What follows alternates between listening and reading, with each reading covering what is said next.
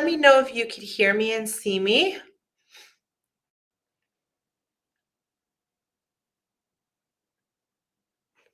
in the chat box. Thank you.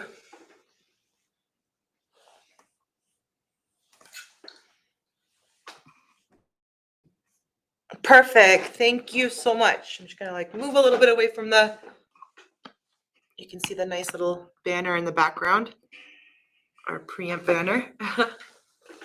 Perfect. Okay, so for today's webinar, I will be hosting it for Kat.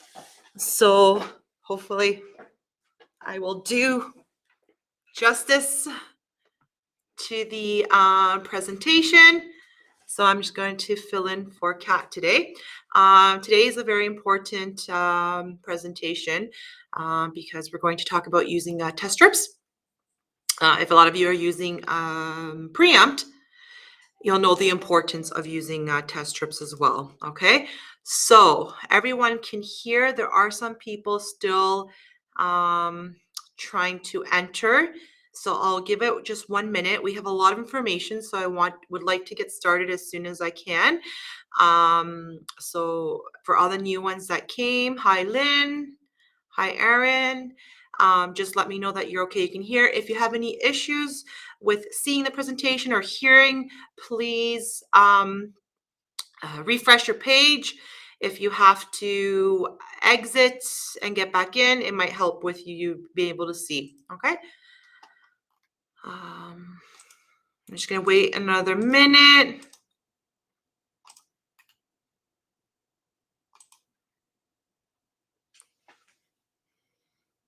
I'm trying to see if I can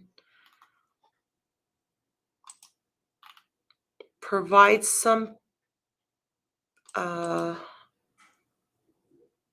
maximum 5. Okay, I'm trying to see if I can upload any files that you can look at right now, but don't worry, you will be getting them at the end of the presentation, okay? You'll be getting a lot. I was trying to see if I could put some PDF attachments so you can download now, but it doesn't allow me to put them all, but you will be getting them all in your thank you email, okay? Perfect, so let's get started. As it is 12:02, we have a lot of information to portray today. So my name is Chrissy. Some of you might know me from other webinars, but I am an infection control specialist, so I do help Kat with these information. If you have any questions, please leave it in the chat box. I will look at it to see that I can answer it, because today I'm a one-woman show. Okay, so let's start off with talking the importance of using disinfectant test strips in personal service establishments. So the responsibility, we know that beauty industry professionals must ensure that there are systems in place to regularly and consistently check the efficacy of any and all disinfectants that are used for the business. Now, this is the responsibility of the salon owner to implement this structure and to make sure that this structure is followed through by the employees, the rest of the employees as well. This keeps the safety in line as well. And when a health inspector comes in, it also gives the alignment that everybody's following the proper protocols, and the health inspector will see that this is being done, because when they test it, they'll see that the solution is correct still, okay? Further on the responsibility, when choosing these products, ensure the label demonstrates government approval. It should have the following: EPA, MDL, DIN. So we know that DIN is drug identification number. We see it on our Preamp RTU, MDL, medical device license. We do see that as well on our high level and sterilants. So this was something new, the MDL, that came out a couple of years ago. Got to check for the expiring date. Dilution table, they will have a dilution table on the bottle. Testing requirements, and ensure the following is also available: test strips and the test result logs, so that you can mark them down, okay, log them in. Degradation, it's a fact. All products expire, some quicker than others. All products lose efficacy over time, hence why testing is important. The efficacy of our HLD5, our CS20 can become very diluted, that it's not strong enough to be able to kill all those pathogens that we say that it does, or bacteria, fungi, and so forth. All products degrade when they're exposed to too much water, dirt, debris, and organic matter. So when you're using, the proper protocols have to be in place, that when you go to use these solutions, you have to, prior to putting them in the solution, you got to clean them and dry them so you don't have any bits, dust, debris, or anything on them. And then you can place them in the solution. That way, the efficacy of the solution will stay strong from beginning to the end of too close to the end of the 14 days, right? Because our HLD5 and our CS20 have a 14-day reuse, and you want to make the full value, or the full length of that reusable the solution, because you save money as well, and less pouring it out and so forth. So if you follow proper protocols by not putting your implement in wet or putting your implement in dirty, you will achieve that efficacy as it should. People do not always measure accurately, so solutions are not always the same. Too much or too little means the solution, it is not affected for the intent, means the solution, it is not, there's a little error there, affected for the intended use. So our concentrate, it's a diluted product. If you're going to use it to clean surfaces and so forth, or just mostly surfaces, when you're putting it into the bottle and you're diluting it, you got to make sure that that dilution is accurate. So test strips are for that as well too, to see that you diluted it properly, that you did the proper dilution. And then afterwards is to test as well that during that time that the bottle remains with a dilution for like 30 days, we say, you got to make sure that that product hasn't lost its efficacy as well, or you didn't put too much water and it's too diluted and it doesn't have efficacy. So test strips are as well for those solutions that we do have to dilute. Surety, the state of being certain. Test strips provide a simple, reliable, and economical means to measure the concentration of active ingredients and to detect the exhaustion of disinfectant solutions. So what we talked about, you're going to see with the solutions the active end of it, but also when we say exhaustion, it's starting to wear out, and that you might have to either sooner throw that away and replenish a solution. So using product strips, ensure the product you are using for disinfection purpose is effective, that it is going to protect you and your clients the way it's supposed to. Too much diluted of the solution, you might not clean those semi-critical or critical tools properly, and then you could be spreading disease. Bleach now we need to talk about bleach. Am I going too fast? Give me 1 second. Nope, we're good. So bleach. Bleach has a shelf life of 3 to 6 months after date of manufacture. Bleach degrades even in its original bottle and become over 20% less effective the older it gets. Bleach should be stored between 50 Fahrenheit to 70 degrees Fahrenheit and away from direct sunlight, even if the bottle has not been opened. So this is information that we want to put here, because as we do know, lots do use bleach, but do you test your bleach product? No, you don't. So this information is very important to know when using bleach. When you're diluting it, you mix the bleach in foot baths to dilute it. You mix with water at a 1:9 ratio. The solution is only potent for about 8 hours. So this is very important to know. Bleach is especially unstable in a diluted form mixed with water. Bleach solutions must be mixed daily and discarded at the end of each day. Bleach solutions should be tested upon mixing and when dirt and debris is present. So a lot of people say, oh, I use bleach, it's much more cost effective, but they're not diluting it. I mean, they're not throwing it away every day. You have to throw it away after each day, after each mix, at the end of each day, sorry.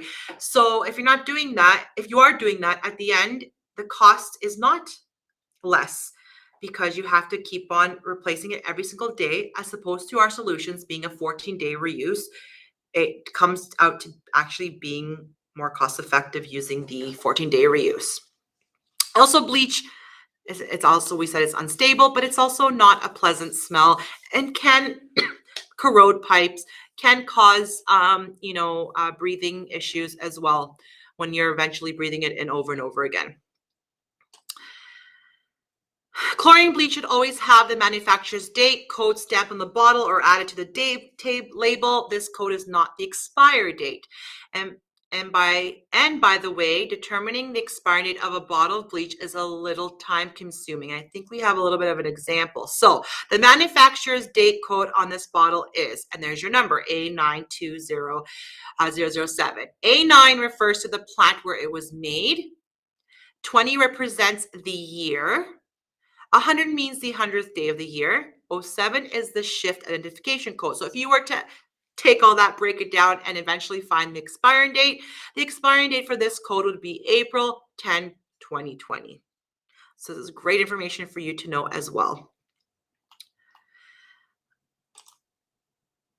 Given that bleach expires within 3 to 6 months, it is important that you determine the manufacturer date so you can accurately determine the expiring date. So this bottle expires between 3 months, that means July 10th, 2020, and 6 months, October 2020. Okay. Public health recommends bleach, but does not tell you all the details to properly use it. And you agree with that. And I hear it from many professionals. So it is very difficult to find proper use of bleach statements on public health websites. Facts are scattered here and there. Some statements are included on some sites, while other statements are included on other sites. Regardless of this, beauty industry operators are still ultimately responsible for ensuring proper disinfection and efficacy practices when using bleach or any other disinfectant. Okay. And here is something you might find on Public Health, how to mix. So this is Public Health Alberta, how to mix an approved sanitizing solution. And in a little part there where we put the little red arrow, it tips to remember, do not mix bleach with soap. Use test strips to check the strength of the sanitizing solution. Replace sanitizing solution when solution strength is less than the required strength. Solution strength will weaken over time. So this is what you will find in Public Health by Alberta. And the information would find about bleach. And there's a little bit bigger. I read it to you guys, but there's in a little bit more bigger view. Okay. And then we have Public Health Ontario. So let's see if the next slide will have it bigger that we can see it. So there's a lot of information in Public Health Ontario for chlorine bleach. Always follow safety precautions and the manufacturer direction when working with concentrated solutions of bleach, right? You have to wear proper protective equipment with this, right? They'll tell you to wear goggles and gloves and so forth. And might damage certain surfaces, right? Some metals, some plastics.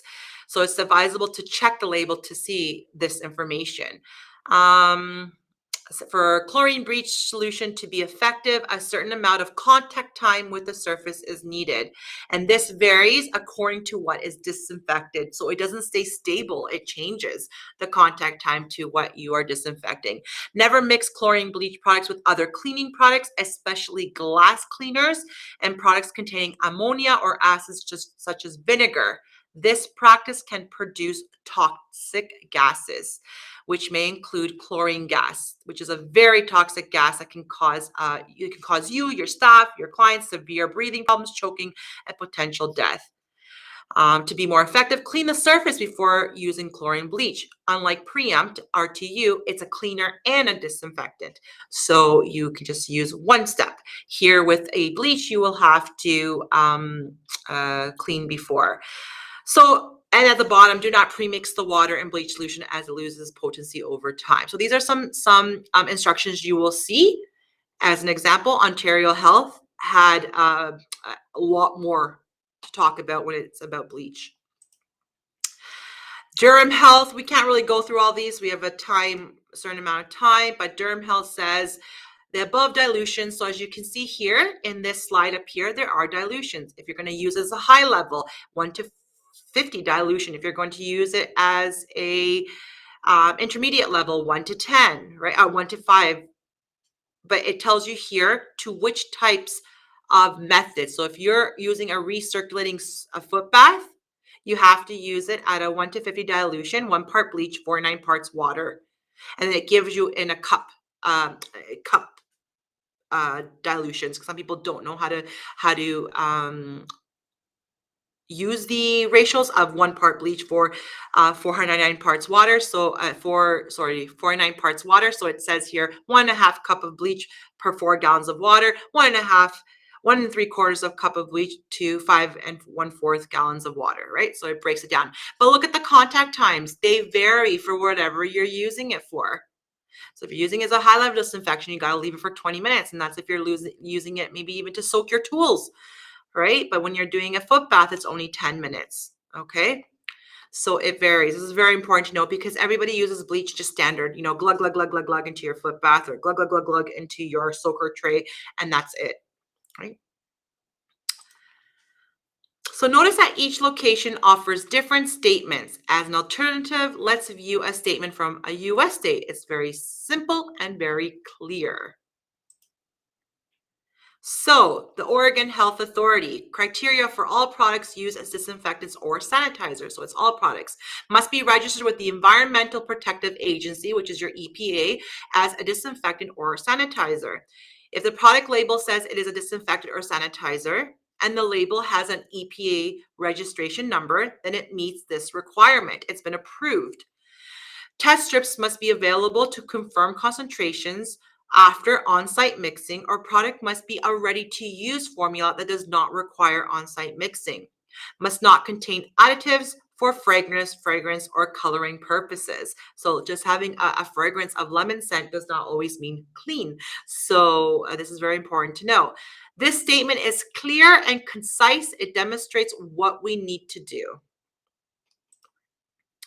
Our recommendations when using bleach? Well, determine the expiry date. As we mentioned before, this is very important because the efficacy as well, if you're just using and the expiry date is over, then you're not achieving anything. You're not doing anything. You're not killing anything. By using the manufacturer's date on the bottle or label. So it's very, very important that we do read our labels, the manufacturer labels. Write expiring date on the bottom of the bottle and then properly discard any remaining bleach once expired has been met. And you will have files on properly disposing our solution, like Preamp solutions. You will have those coming to you in a thank you email. Follow dilution rates for type of disinfection required. Test solution for efficacy as soon as it is mixed by using chlorine test strips. If solution encounters dirt or debris, discard it and mix a new batch. Test the new batch before using it just to make sure that the efficacy is still there as a new batch. Properly discard bleach solution at end of each day and mix a new bleach solution each day. So these are going to help you as a standard of what you must do when it comes to protocols with your bleach.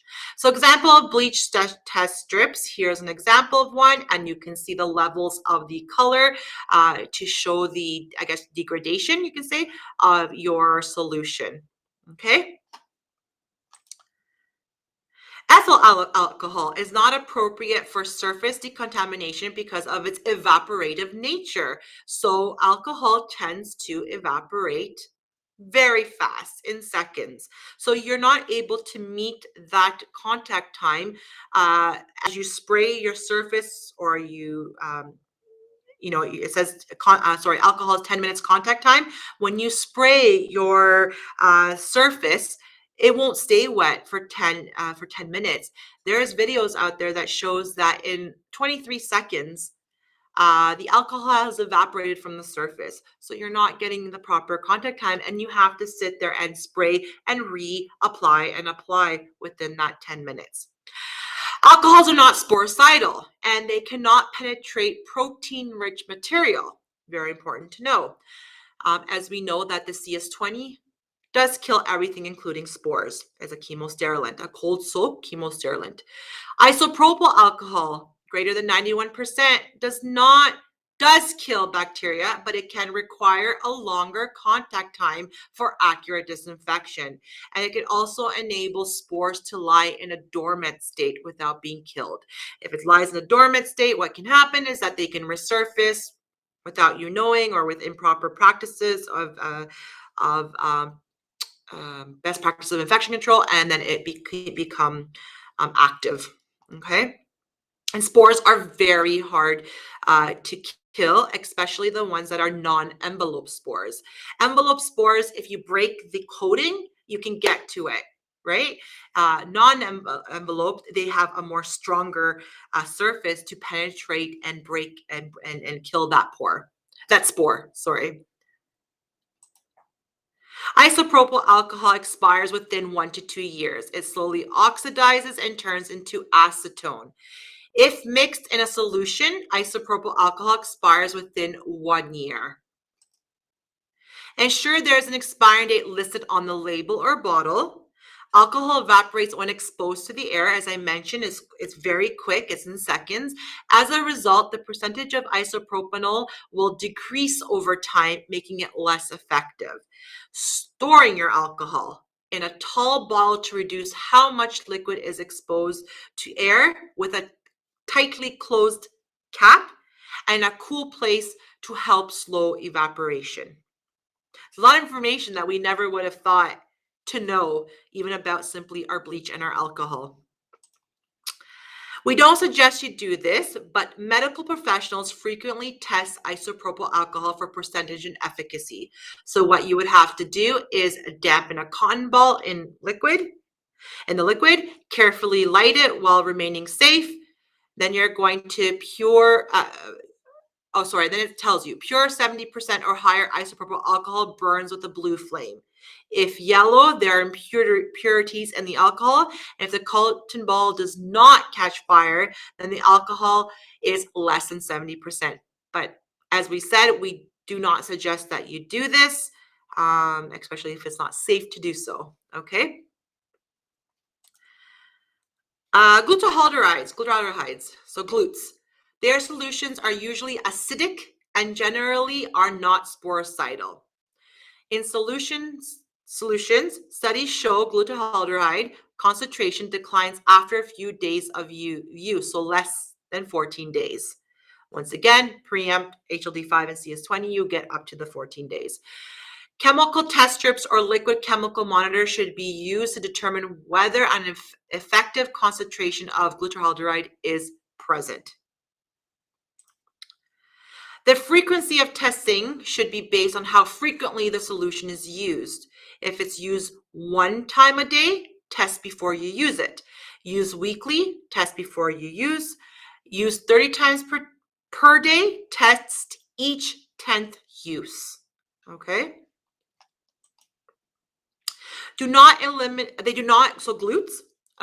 Quats, do not eliminate spores, TB, bacteria, tuberculosis, and some viruses.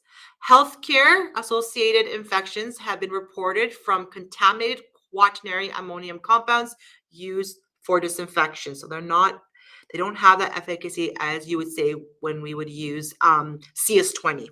Okay, their efficacy can be altered by hardness of water. And then gram-negative bacteria can survive or grow in them.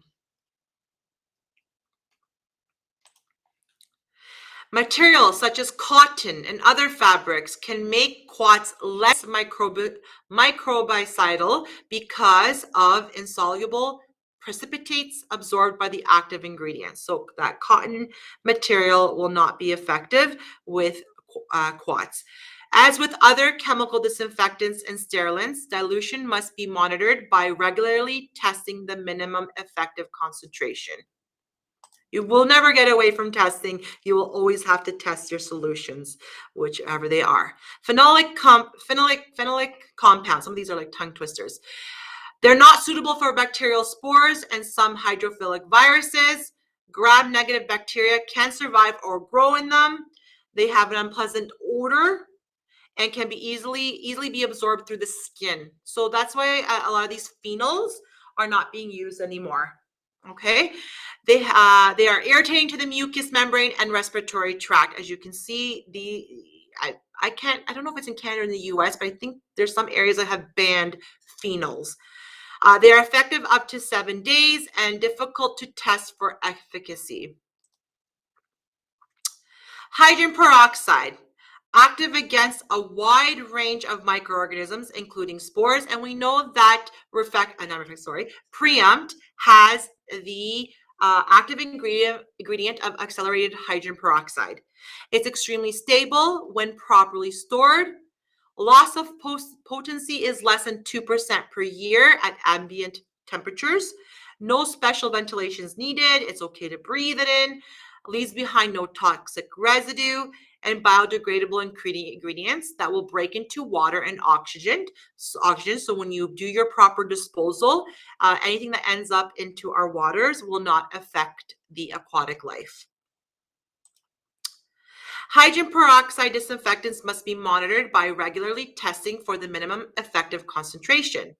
So in the presence of dirt and debris, you should be testing it. If you see any slight debris or anything in your soaker tray, test it. Okay, it might have been somebody previously did not use it properly and the solution has inactivated and is not as strong.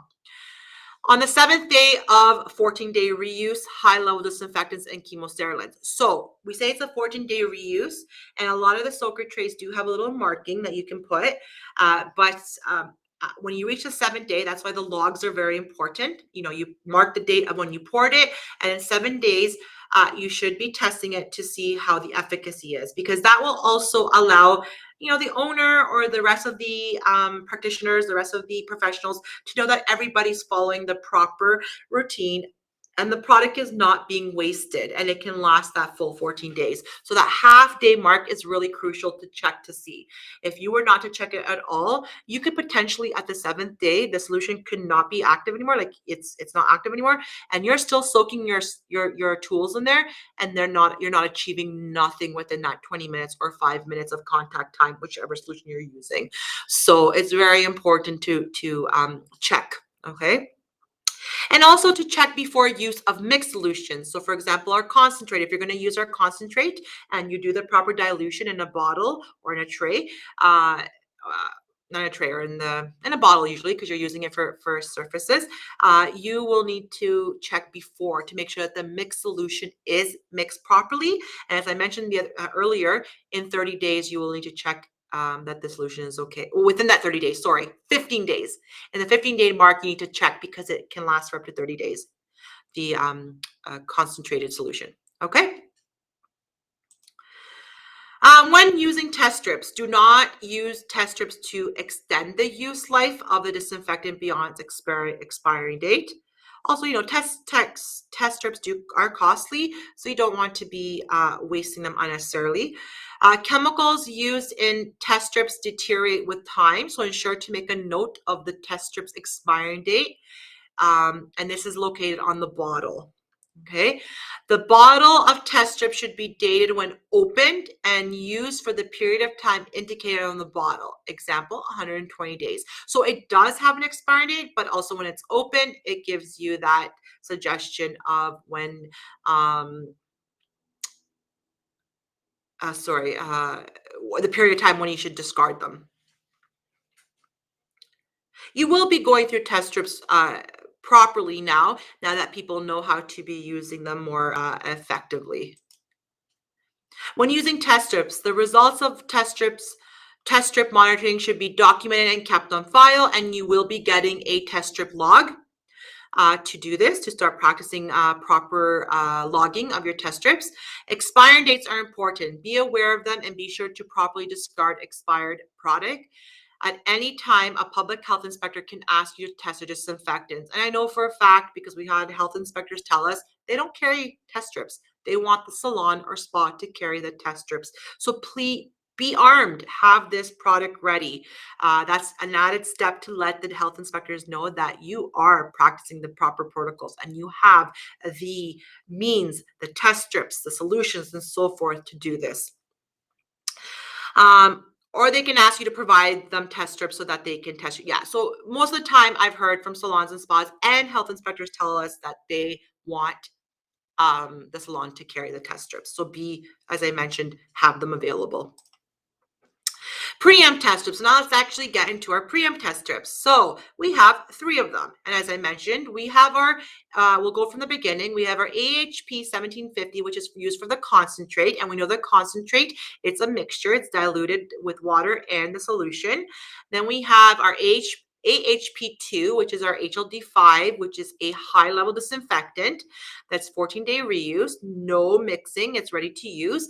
And then you have your AHP7, which is your chemosterilant, your CS20 test strips, which is once again 14-day reuse, no dilution required.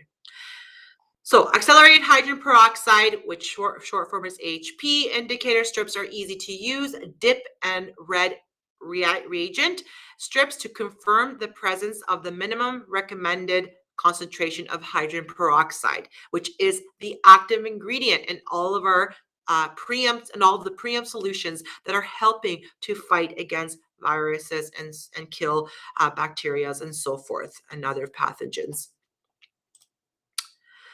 So preamp test strips. As we said, it's very easy to use. You dip. In the instructions, it does tell you about the timing for it to dry a little bit. So you dip, you hold to your level indicators. Each one tells you what's its efficacy, and then you match to see that it has its efficacy, or if it doesn't, if it has weakened to the lightest, then you will have to discard. Okay. RTU and wipes do not require testing of use according to product label. They're not solutions that you are re-soaking. They're ready to use right away, and you spray and you wipe, or you take the wipe and you wipe and you throw the wipe away. You don't use that same wipe throughout the day because you are spreading the bacteria. So each the wipe has to be thrown away after each use. Okay, so that was the part about test strips. Has anyone used test strips already? Anybody would like to put any comment in the chat box about test strips? I do know that a lot were not using test strips. And now that, since the pandemic hit and so forth, and just trying to practice the best and the highest standards of infection control so that we can reinvite, we were closed for a while, and to reinvite our clients into a safe environment, and that we are doing, our tools that we use that are semi-critical critical when it comes into the aesthetic industry. We can potentially spread or harm someone. We do draw blood with some of the tools. So it's very important that we use proper disinfection, sterilization, but also testing our solutions that, if you were to take that tool and put it right away in there with all that debris and blood and so forth, it will inactivate that solution. Even the water inactivates that solution by a lot.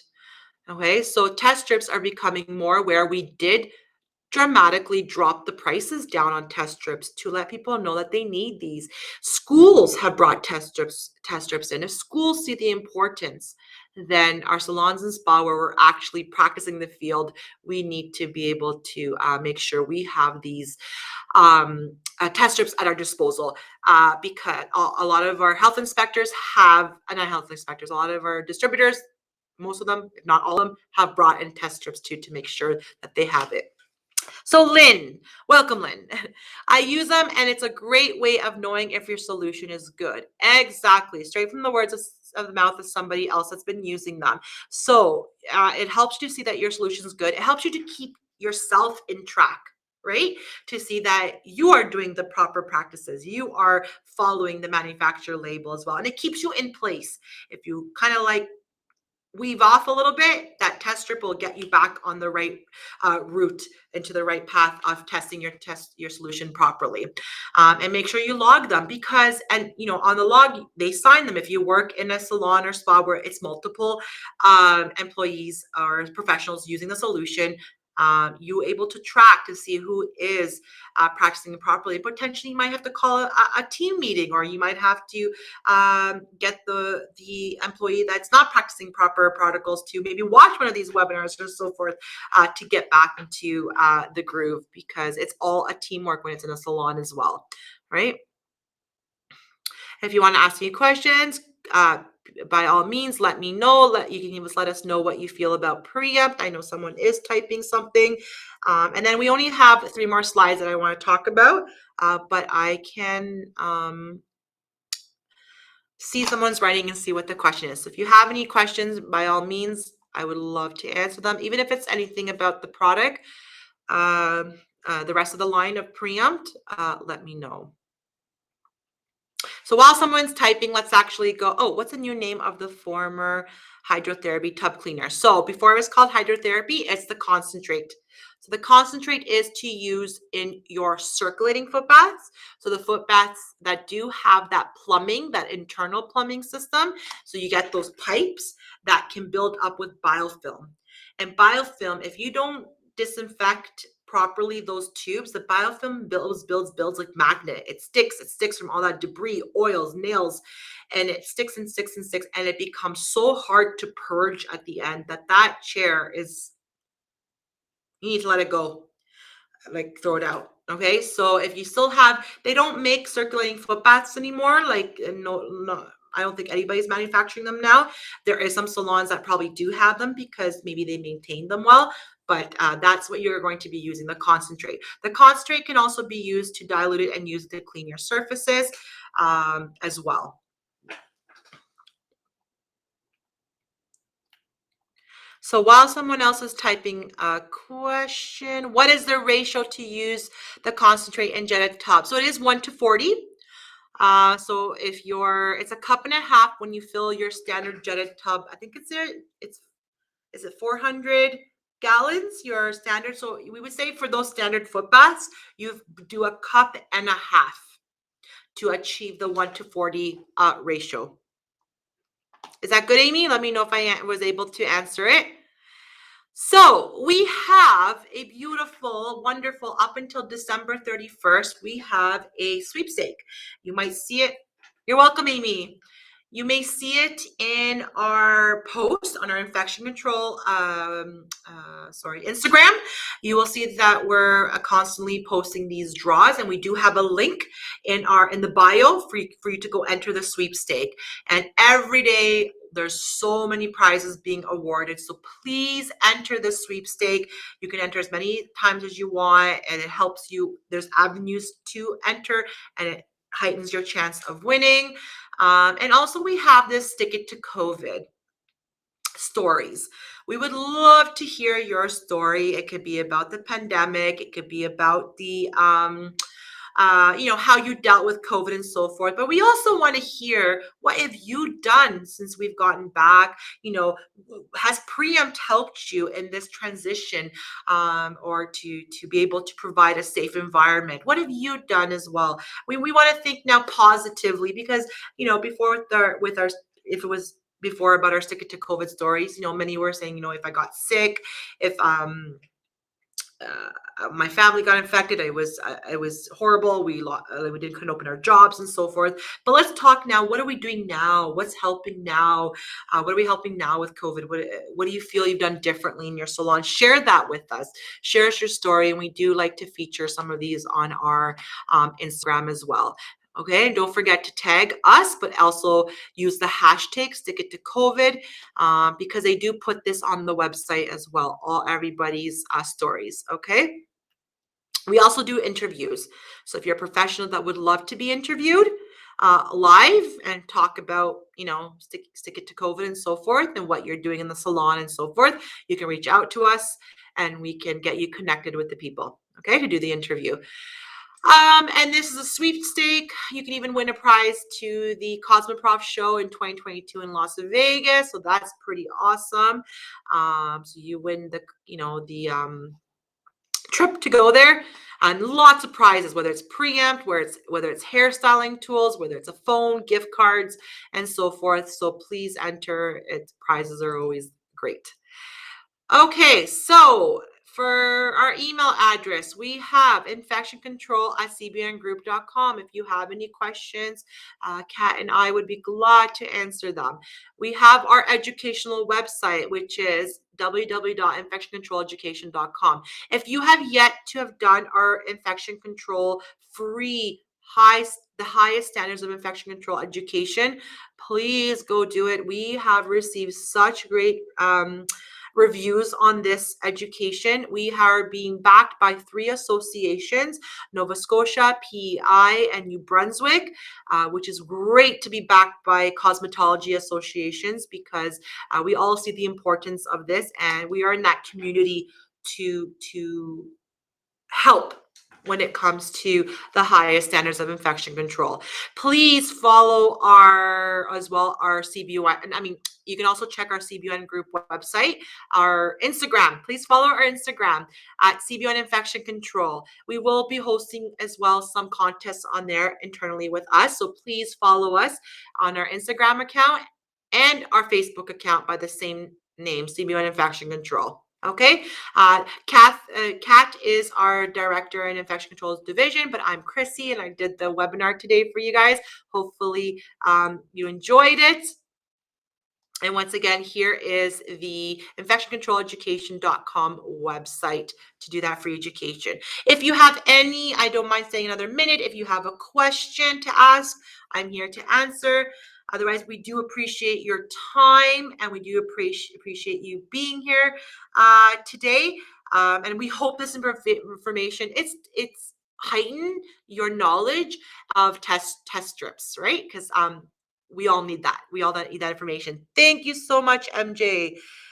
Great. Thank you so much. You will be getting all the files at the end of this email and a recording. Just make sure that you download that recording on your desktop or somewhere to have it, because we do have to make space for new webinars. So please save that down. Okay, you will get it. And if anything happens that you didn't get any information like that, please reach out to our email, and we will for sure help you. We're always here to help. Okay. Thank you, Lynn. Thank you so much for being here today. I appreciate it. So to that, everybody, keep well. You know, things are getting better, so keep well, and we'll see you to the next one. We do have our Q&A webinar coming up, so we can ask each other a lot of questions there, have a nice little community talk. So please join us and register for that webinar as well. Okay? Thank you so much, and have a wonderful afternoon.